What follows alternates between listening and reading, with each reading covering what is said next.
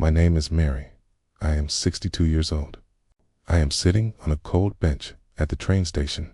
It is midnight and I have nowhere to go. The station is empty now. The lights are dim. The air is freezing. I am waiting for my son, Mark. He said he would come back. I thought my son was coming back to pick me up, but deep down I knew the truth. He was never coming back. I looked at my hands. They are old and wrinkled. Beside me sits my only friend tonight, my old red suitcase. It holds everything I own. How did my life end up here? Life was not always this cold. Years ago, I was happy. I was a baker. I owned a small bakery in our town. I loved the smell of fresh bread in the morning. I loved the heat of the ovens. The bakery was my life. It was my home. But then everything changed. My son Mark and his wife Lisa came to me one evening. Mark was crying. He looked thin and tired. "Mom, please help me," he begged. "I have terrible debts. I lost money gambling.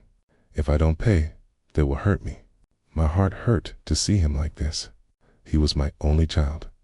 Lisa held my hand. Her voice was soft. "Sell the bakery, Mary. Sell your house. Pay the debts. You can come live with us. We will take care of you forever." I wanted to believe them. I loved my son. So I signed the papers. I sold my home. I gave him everything. I thought we would be a happy family. But money changes people. Life in their house was not what they promised. I did not have a room.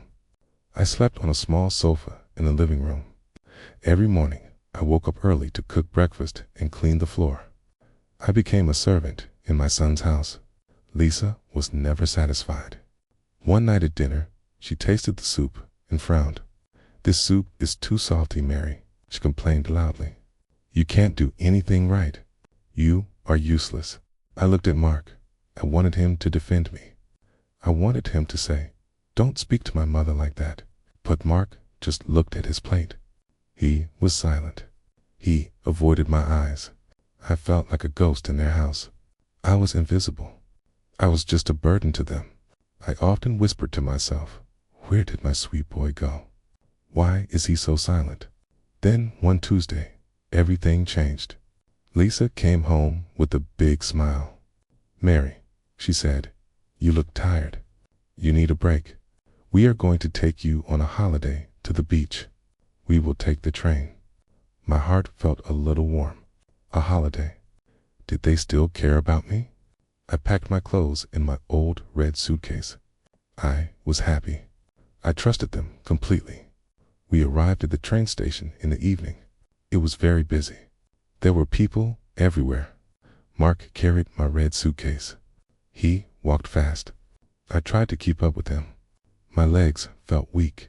He found a bench in a quiet corner of the platform. He put the suitcase down. "Sit here, Mom," Mark said. I looked at him. He did not look at me. He looked at the floor. I saw his hands shaking. He looked nervous. "Hurry up, Mark," Lisa said sharply. She was standing a few meters away.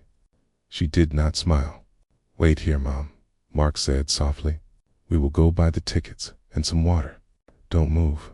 We will be right back." "Okay, son," I said. "I will wait." They walked away into the crowd. They did not look back. I sat on the bench. I guarded my red suitcase. I waited for 10 minutes, then 30 minutes, then 1 hour. The crowd began to disappear. The trains came and left. The station became quiet. A cold fear started to spread in my chest. 2 hours passed. It was now dark. I stood up. My legs were trembling. I walked to the entrance of the station. I looked for their car. It was gone. I took out my old phone. My hand shook as I dialed Mark's number. "The number you have dialed is not available." I called again and again. Silence. I sat back down on the bench. I felt cold, so I opened my red suitcase to find a jacket. Inside the pocket of my jacket, I found a white envelope. My hands trembled as I opened it. Inside was a small amount of money and a note. The handwriting belonged to Lisa. I read the note. This is enough for a ticket to a nursing home. Do not come back. We cannot afford you anymore. I dropped the paper. The world stopped spinning. They did not go to buy tickets. They brought me here to leave me like an old dog. My heart broke into 1,000 pieces, not because I was homeless, but because my love was betrayed. I looked at the empty tracks. My own son left me. I did not cry out loud. The pain was too deep for noise. Tears just rolled down my face in the silence. I held my red suitcase tight. It was the only thing that did not leave me. I sat there all night. The wind was biting cold. When the sun came up, I heard footsteps. "Ma'am, are you okay?" I looked up slowly. A woman in a blue uniform was standing there. She was holding a broom. She was a cleaner at the station. Her eyes were kind. "You have been here all night," she said gently. "Where's your family?" I could not speak. I just shook my head. The woman, whose name was Sarah, sat down next to me. She did not ask many questions. She handed me a bottle of water. "Come with me," Sarah said. "I cannot leave you here. I was afraid." "Police?" I whispered. I did not want Mark to go to jail. I still loved him, even though he broke my heart. "No police," Sarah said. "I will take you to a shelter. It is warm there, okay?" She took me to a community kitchen nearby. It was a simple place for homeless people. As we walked in, a familiar smell hit my nose. It was the smell of flour and yeast. It was the smell of bread. For the first time in 24 hours, my heart beat a little faster. I walked to the kitchen area. The volunteers were trying to make bread, but the dough looked sticky and wrong. I put down my red suitcase. "Can I help?" I asked softly. I used to be a baker." I washed my hands. I touched the flour. My hands remembered everything. I kneaded the dough. I fixed a mixture. An hour later, the smell of perfect fresh bread filled the shelter. Everyone ate happily. The manager of the shelter was surprised. "This is the best bread we have ever had," he said. "Mary, would you like to work here? We can pay you a little, and we have a small room upstairs." I looked at the warm bread. I looked at the smiling faces of the strangers around me. They did not know my past. They did not see me as a burden. They saw me as a baker. That is when I realized I was not useless. I started working there. Slowly, my bread became famous in the neighborhood. A local bakery offered me a job. I rented a small room with a big window. I bought new curtains. I put my old red suitcase in the corner. It was no longer a symbol of sadness.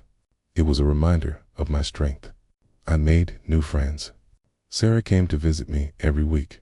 We drank tea and ate cake. We laughed together. 6 months later, I heard news from an old neighbor. She told me that Mark and Lisa lost the house. Mark gambled away the money from the bakery. They were fighting every day. I felt a sharp pain in my chest, but I did not call them. I forgave them in my heart, but I knew I could not go back. I could not let them hurt me again. I learned a big lesson at 62 years old. Family is not always blood. Sometimes strangers treat you better than your own children. I am Mary. My son left me behind on a cold platform, but he did not destroy me. I found my own way home. What would you do if you were married?